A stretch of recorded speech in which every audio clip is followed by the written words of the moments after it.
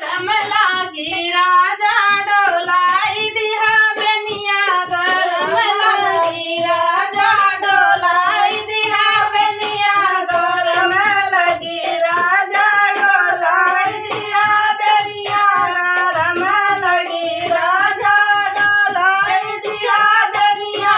बेनिया के खातिर मैं सास लग गईली बेनिया के खातिर मैं सास लग गईली ससुर मोरा भोला पिया लगे पनिया ससुर मोरा भोला पिया लगे पनिया ससुर मोरा भोला पिया लगे पनिया ससुर मोरा भोला पिया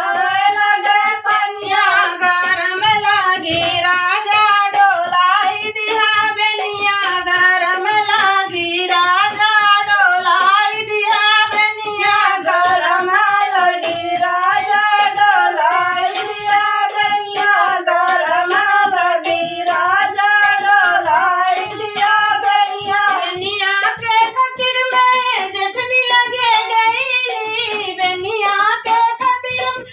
जेठनी लगे गईली जेठ मोरा मास्टर उठावे लगे छड़िया हो जेठ मोरा मास्टर उठावे लगे छड़िया गरम लगे राजा डोलाई दिहा बेनिया गरम लगी राजा डोलाई दिहा बेनिया गरम लगे राजा डोलाई दिहा बेनिया बेनिया के खातिर मैं छोटी लगे गईली बेनिया के खातिर मैं छोटी लगे गईली देवरा मोरा रतिया